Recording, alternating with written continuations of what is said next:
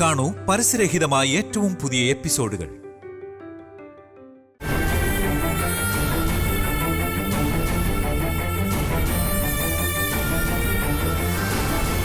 ഇതിന്റെ പിന്നിൽ എന്തൊക്കെയോ കുഴപ്പങ്ങളുണ്ട് പ്രസാദ്. തുളസിമോളുടെ മനസ്സാകെ കലങ്ങി മറിയുകയാണ്. അത് നമുക്ക് അറിഞ്ഞേ പറ്റൂ.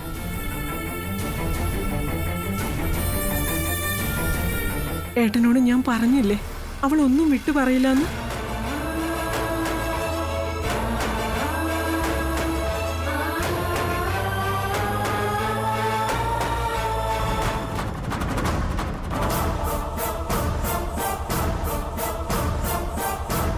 ഇത് തുളസിയുടെ ഈ സ്വഭാവമാറ്റത്തിൻ്റെ അർത്ഥം അറിയാൻ ഒരു വഴിയുണ്ട്.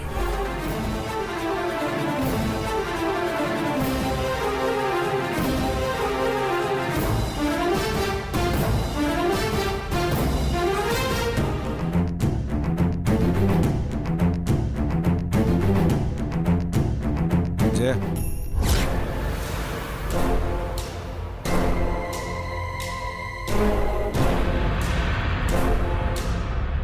ഇപ്പോ തുളസി എവിടെയാ താമസിക്കുന്നത്? ഞങ്ങളുടെ കൂടെയാ. കേട്ടിടത്തോളം എനിക്ക് മനസ്സിലാക്കാൻ കഴിഞ്ഞത് ഈ തുളസിക്ക് ഒത്തിരി വലിയ പ്രതീക്ഷകളുണ്ടായിരുന്നു എന്നാണ്. അതെല്ലാം ആദിത്യനെ ചുറ്റിപ്പറ്റിയുള്ളതായിരുന്നു. ആദിത്യനെ തുളസിക്ക് ജീവന്റെ ജീവനായിരുന്നല്ലോ. അങ്ങനെ ആ പ്രതീക്ഷകളോടെയും വലിയ വലിയ സങ്കല്പങ്ങളോടെയും അയാളെ കല്യാണം കഴിച്ചു. ആ കല്യാണം സംഘർഷം നിറഞ്ഞതായിരുന്നു. വലിയ വലിയ പ്രതിബന്ധങ്ങൾ തരണം ചെയ്താണ് തുളസിയും ആദിത്യനും തമ്മിലുള്ള കല്യാണം നടന്നത് തന്നെ. ശരിയല്ലേ? അതെ. ആദിത്യന്റെ താലി തുളസിയുടെ കഴുത്തിൽ വീണപ്പോൾ അവള് കരുതി എല്ലാ കടമ്പകളും കടന്ന് താൻ സുരക്ഷിതയായെന്നും താൻ രക്ഷപ്പെട്ടു എന്നും.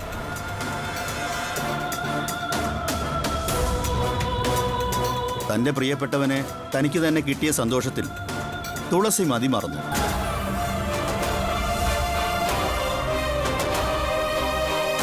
വാസ്തവത്തിൽ തുളസിയുടെ ആകാശത്ത് അതോടെയാണ് ഏറെ കാറും കോളും നിറഞ്ഞത്. അവളുടെ ജീവിതത്തിലെ വലിയ വലിയ പ്രതിബന്ധങ്ങൾ അതോടെയാണ് ആരംഭിച്ചത്. ഡോക്ടർ പറയുന്നത് 100% ശരിയാണ്. തുളസിക്ക് ഭർത്താവിൻ്റെ വീട്ടിൽ ഒരു സ്വസ്ഥതയില്ലായിരുന്നു. പറയാൻ നാണക്കേടുണ്ട്. എന്നാലും ഡോക്ടറോട് തുറന്നു പറഞ്ഞല്ലേ പറ്റൂ. എൻ്റെ ഭാര്യ ദുർഗ തുളസിയെ നിത്യശത്രുവായിട്ടാണ് കാണുന്നത് ഇപ്പോഴും.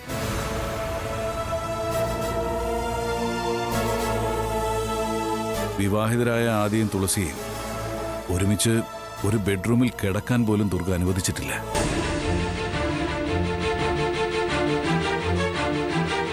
ആ വിലക്ക് ഇപ്പോഴും തുടരുകയാണ്. അതുതന്നെയാണ് മുഖ്യ പ്രശ്നം. ഞാൻ പറഞ്ഞു വന്നതുപോലെ തുളസിയുടെ എല്ലാ സ്വപ്നങ്ങളും കരിഞ്ഞ് ചാരമാകുന്ന കാഴ്ചയാണ് അവൾ പിന്നീട് കണ്ടത്. ഒരു മുറിയിൽ ഒരുമിച്ച് ഉറങ്ങാൻ സമ്മതിക്കാത്തത് പോട്ടെ, തുളസിയെ അപമാനിച്ച് പുറത്താക്കുക എന്ന ഒരേ ഒരു ലക്ഷ്യത്തോടെയാണ് ദുർഗ ഇപ്പോഴും ജീവിക്കുന്നത്.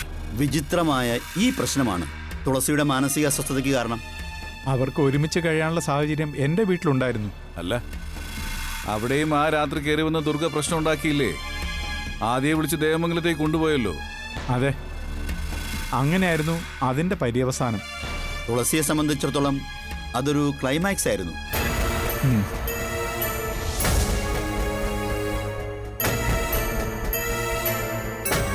മാത്രമല്ല, ദാമ്പത്യ ജീവിതം നയിക്കാനാണെങ്കിൽ ദുർഗ ശ്രദ്ധിക്കാത്ത അനവധി അവസരങ്ങൾ അവർക്കുണ്ടായിരുന്നു. പക്ഷേ രണ്ടുപേരും വളരെ നല്ല ഡിസിപ്ലിനോടെ വളർന്ന കുട്ടികളായതുകൊണ്ട് അവർ സദാചാരങ്ങൾ ലംഘിച്ചില്ല. അതൊക്കെ തെറ്റാണെന്ന് അവർക്കറിയാം.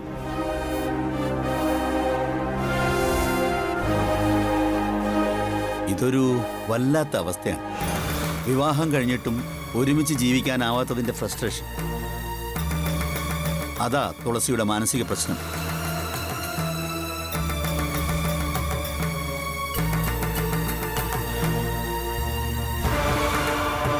അല്ല ഡോക്ടർ, ഇതിനിപ്പോ എന്താ ചെയ്യുക? തുളസിയെ രക്ഷിച്ചെടുക്കണമെങ്കിൽ ദുർഗ സഹകരിച്ചേ പറ്റൂ. അതിന് ദുർഗ തന്നെ വിചാരിക്കണം. കാക്ക മലർന്ന് പറഞ്ഞേക്കാം. എക്സ്ക്യൂസ് മീ, ഞാനിപ്പോൾ തന്നെ തിരിച്ചു വിളിക്കാം. അതൊന്നും നടക്കില്ല ഡോക്ടറെ. എന്ന് പറഞ്ഞാൽ പറ്റുമോ? ദുർഗ സഹകരിച്ചില്ലെങ്കിൽ നിങ്ങൾ ഇടപെടണം. അങ്ങനെയല്ലേ സാധാരണ വീടുകളിൽ കാര്യങ്ങൾ പരിഹരിക്കുന്നത്? ഡോക്ടർ പറയുന്നത് ശരിയാണ്. ആദിത്യനെയും തുളസിയെയും കൂടി എവിടെയെങ്കിലും ഒരു ഹണിമൂണിന് അയക്കണം. ആ, അല്ല, അതിനും ഈ അവസ്ഥയിൽ അവള് തയ്യാറാവില്ല. തയ്യാറാവാത്തതെന്താ? ദുർഗയുടെ വിലക്കുള്ളത് കൊണ്ട്. ദുർഗയുടെ സമ്മതമില്ലാതെ അത്തരം കാര്യങ്ങളിലേക്ക് ഇടപെടുന്നത് ഒരു വലിയ തെറ്റാണെന്ന ബോധ്യം തുളസിക്കുണ്ട്. അതാണ് അവൾ ഒഴിഞ്ഞു മാറുന്നത്. ദുർഗയുടെ സമ്മതത്തോടെ തന്നെ അവരെ ഒരു മധുവിധ യാത്രയ്ക്ക് അയക്കാൻ നോക്ക്.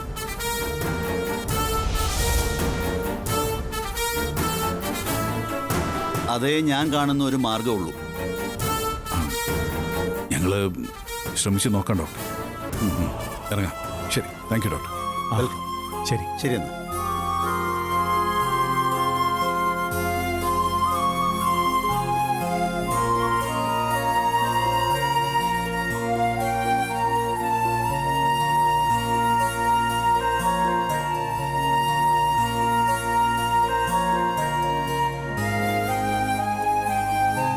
ഇവരിത് എവിടെ പോയിരിക്കുക?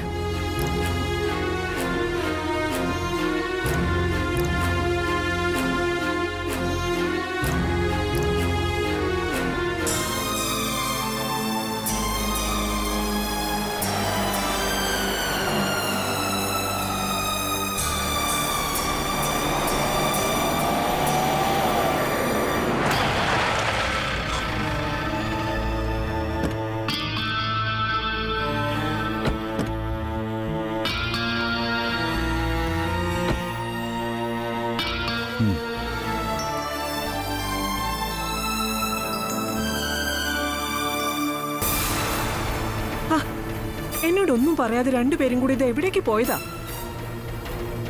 പിന്നെ ഞങ്ങളൊരു ഒപ്പീനിയൻ അറിയാൻ വേണ്ടി പോയതാ, ഒരു സൈക്യാട്രിസ്റ്റിന്റെ അടുത്തേക്ക്. ഏ, അതെന്തിനും ചേട്ടാ? തുളസിമോളുടെ ഇതുവരെയുള്ള ചരിത്രവും ഇപ്പോഴത്തെ ഈ മാനസിക പ്രശ്നങ്ങളും ഞങ്ങൾ അദ്ദേഹത്തോട് വിശദീകരിച്ച് പറഞ്ഞു. ആ ഡോക്ടർ ഞങ്ങളോടൊരു പോംവഴി പറഞ്ഞു.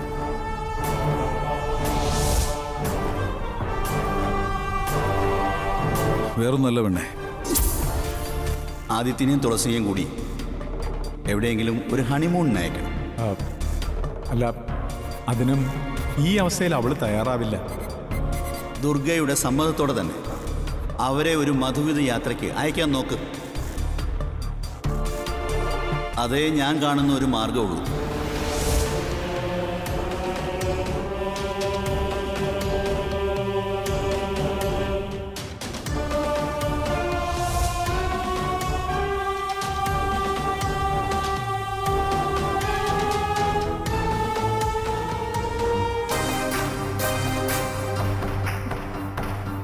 ഇത് വല്ലതും നടക്കുന്ന കാര്യമാണോ?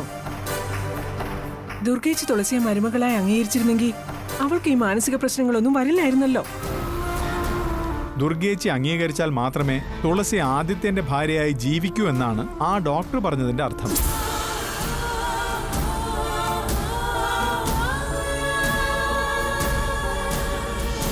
ദുർഗേച്ചിക്ക് ആദിത്യനോട് അതിരുകവിഞ്ഞ സ്വാധീനവും സ്നേഹവും ഉള്ളതുകൊണ്ട് ദുർഗേച്ചി മരണം വരെ ഈ ബന്ധത്തെ അംഗീകരിക്കില്ലെന്നും തുളസിക്കറിയാം. ഇത്രയും കാലം തുളസി ദുർഗേച്ചിയോട് പൊരുതി നോക്കി, ഒടുവിലും അടുത്തു. എന്നാ മാറിക്കൊടുത്തേക്കാമെന്നുള്ള അവസ്ഥയിൽ എത്തി നിൽക്കുകയാണ് തുളസി ഇപ്പോൾ.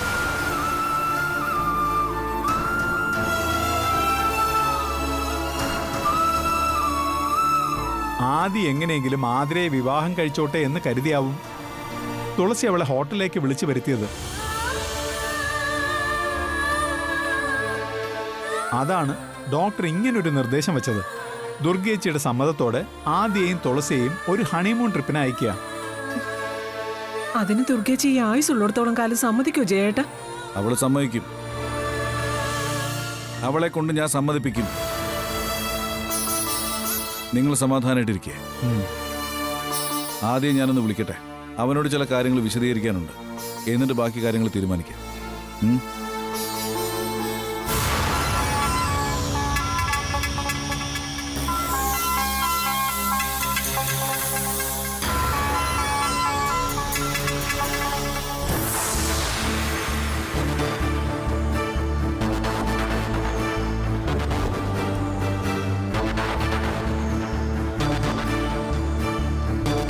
ഏട്ടൻ എന്തൊക്കെയാ പറയുന്നതെന്ന് എനിക്കൊന്നും മനസ്സിലാവുന്നില്ല.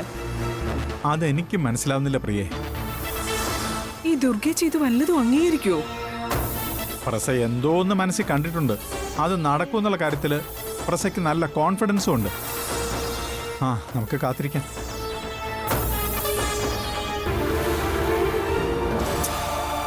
ആദ്യം നീ പെട്ടെന്നൊന്ന് ഇങ്ങോട്ട് വാ. ഞാനിവിടെ പ്രിയയുടെ വീടിന് മുമ്പിൽ വെയിറ്റ് ചെയ്യുന്നുണ്ട്. അത്യാവശ്യമായിട്ടൊരു കാര്യം പറയാനെന്ന് പറഞ്ഞില്ലേ? ഞാൻ പുറത്ത് വെയിറ്റ് ചെയ്യാം. വാ.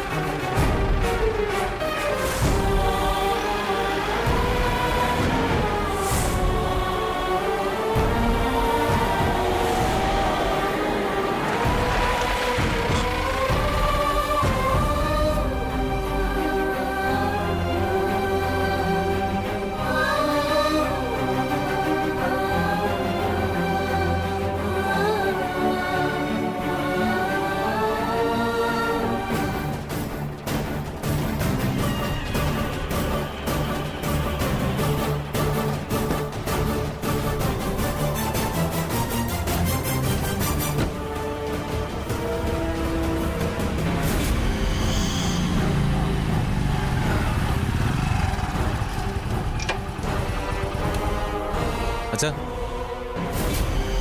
എന്തിനാ അച്ഛാ പുറത്തേക്ക് വരാൻ പറഞ്ഞു? അത് ഈ ദേവമംഗലത്ത് നിന്നോ അവിടെ നിന്നോ സംസാരിക്കാൻ പറ്റാത്തൊരു കാര്യം എനിക്ക് നിന്നോട് പറയാനുണ്ടായിരുന്നു. അല്ല, ഇവിടേക്ക് ആകുമ്പോൾ നല്ല കാറ്റ്. അധികം ചുറ്റിക്കറങ്ങൊന്നും വേണ്ട അച്ഛൻ. മുഖവരില്ലാതെ കാര്യം പറ. അച്ഛനെന്തോ സ്വകാര്യം പറയാനാണെന്ന് എനിക്ക് മനസ്സിലായി. കാര്യം പറ.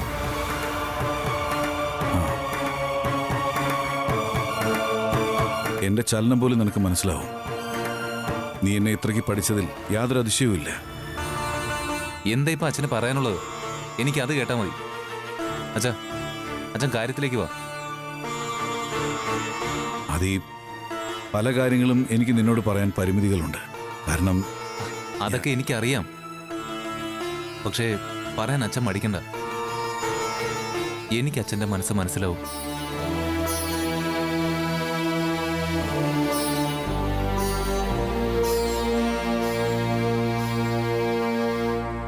എന്റെ ആദർശ പുരുഷൻ കൃഷ്ണപ്രസാദ് എന്ന് പറഞ്ഞ ഈ അച്ഛന ഒരേ സമയത്ത് എൻ്റെ മാമനും മറ്റുള്ളവരെ ബോധ്യപ്പെടുത്താൻ എൻ്റെ അച്ഛനും.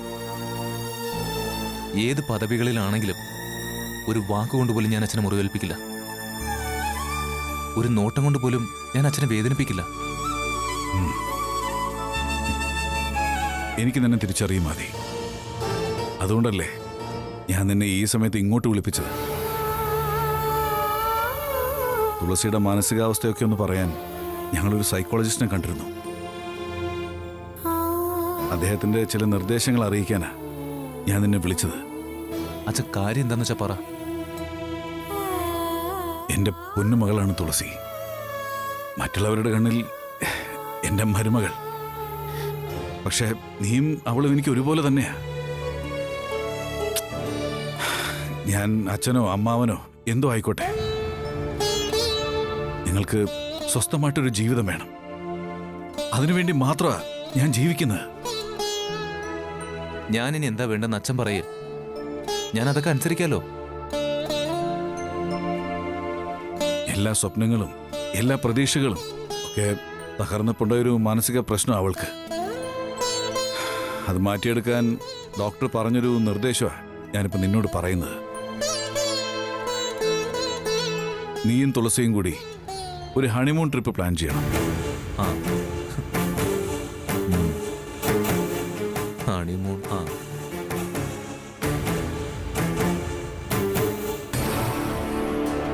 Honeymoon trip?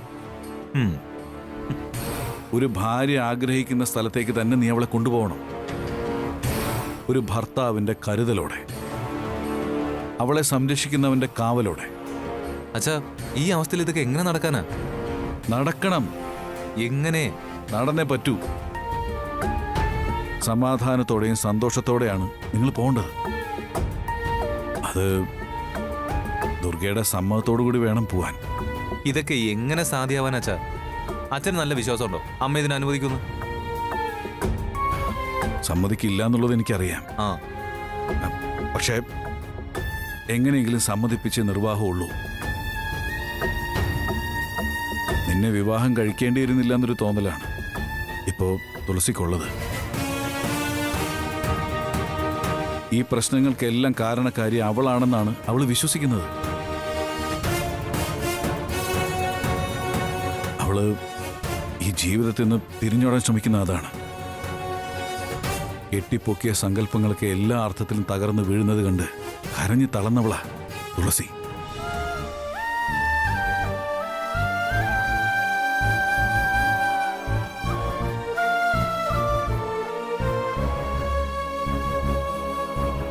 അതെ, തുളസിയെ ഈ തകർച്ചയിൽ നിന്ന് രക്ഷിക്കാനുള്ള ആദ്യ നടപടിയാണ് ഞാനിപ്പോ നിന്നോട് പറഞ്ഞത്. അമ്മയുടെ അനുവാദത്തോടെ ഹണിമൂൺ ട്രിപ്പിന് പോകുന്ന കാര്യം നടക്കില്ല അച്ഛാ. അമ്മ ഒന്നും സമ്മതിക്കില്ല. സമ്മതിക്കില്ല. പക്ഷേ തന്ത്രത്തിലൂടെ ദുർഗയെ കൊണ്ട് സമ്മതിപ്പിക്കണം. അതിന് ചില തന്ത്രങ്ങളുണ്ട്, അത് ഞാൻ പറയാം.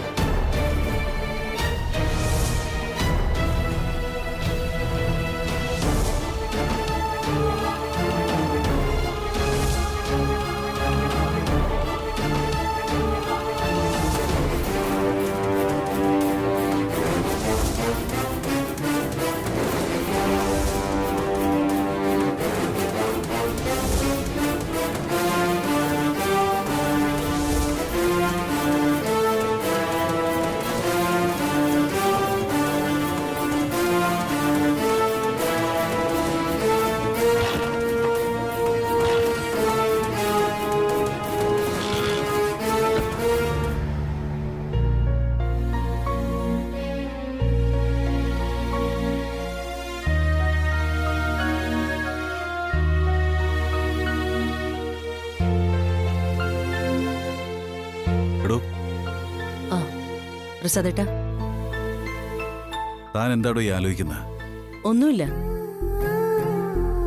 താനെന്താ എന്നോട് പിണക്കത്തിലാണോ? ഞാൻ എന്റെ പ്രസാദേട്ടനോട് എന്റെ വ്യക്തിപരമായ കാര്യത്തിന് ഒരിക്കലും പിണങ്ങിയിട്ടില്ല. മറ്റുള്ളവരുടെ കാര്യം പറഞ്ഞു പിണങ്ങിയിട്ടുണ്ട്. എനിക്ക് തന്നോട് ഒരു 5 മിനിറ്റിനപ്പുറത്തേക്ക് പിണങ്ങിയിരിക്കാൻ കഴിയില്ലടോ. താൻ എന്റെ മനസ്സിനകത്ത് അത്രയ്ക്കുണ്ട്. അത് തനിക്കും അറിയാം, എനിക്കും അറിയാം. അല്ലെങ്കിൽ തന്നെ എന്തിനു പിണങ്ങണം? മണ്ണിൽ അലിഞ്ഞു തീരാനുള്ള ഈ ശരീരമല്ലാതെ അഹങ്കരിക്കാൻ എന്തുണ്ടോ നമ്മുടെ കയ്യിൽ? മനസ്സൊന്ന് തെറ്റിയ പിന്നെ നമ്മൾ ഭ്രാന്തന, ശരീരം തളർന്നുപോയ രോഗി, പിന്നെ ഈ ശ്വാസം നിലച്ചുപോയ ജീവനില്ലാത്ത വെറും ജഡവും. എടോ, ഇനിയെങ്കിലും നമുക്ക് പിണങ്ങാതെ ജീവിച്ചോടെ. ആദിയുടെ കാര്യത്തിലുള്ള എന്റെ തീരുമാനത്തിന് മാറ്റമില്ല പ്രസാദേട്ടാ. താൻ ആ കാര്യം പറഞ്ഞപ്പോഴാ എനിക്ക് അക്കാര്യം ഓർമ്മ വന്നു. എടോ, പ്രധാനപ്പെട്ടൊരു കാര്യം പറയാനാണ്. എന്താ? താനിവിടെ ഇരിക്കേ. എന്താ കാര്യം? തന്റെ മന്ദാകിനി വല്യമ്മ വിളിച്ചിരുന്നു. എന്നിട്ട് വല്യമ്മയ്ക്ക് നമ്മളെ എല്ലാവരും ഒന്ന് കാണണമെന്ന് പറഞ്ഞു. ചതിച്ചോ? പ്രസാദേട്ടനെ ഞാനും കൂടെ ചെന്ന് കാണാമെന്ന് പറഞ്ഞില്ലേ? അത് ഞാൻ പറഞ്ഞു, പക്ഷെ വല്യമ്മ സമ്മതിച്ചില്ല. എല്ലാരെയും കാണണമെന്നാണ് വല്യമ്മയുടെ ആഗ്രഹം. അതുകൊണ്ട് ഇങ്ങോട്ട് വരാമെന്നാണ് വല്യമ്മ പറഞ്ഞത്. ശോ.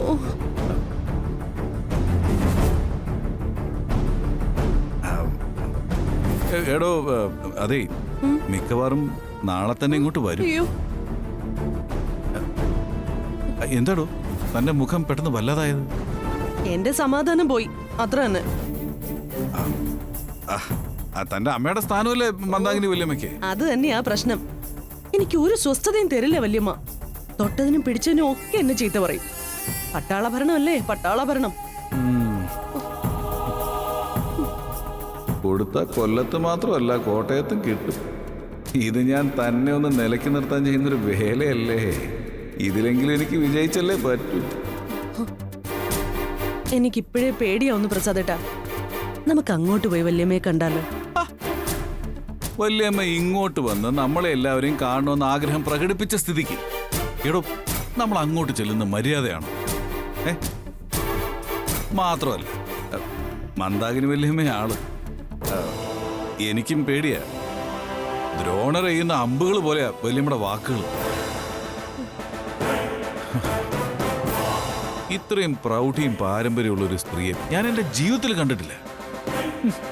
അവരൊക്കെ ജീവിക്കുന്ന കാലത്ത് ജീവിക്കാൻ കഴിയുന്നത് തന്നെ നമ്മുടെയൊക്കെ ഭാഗ്യം.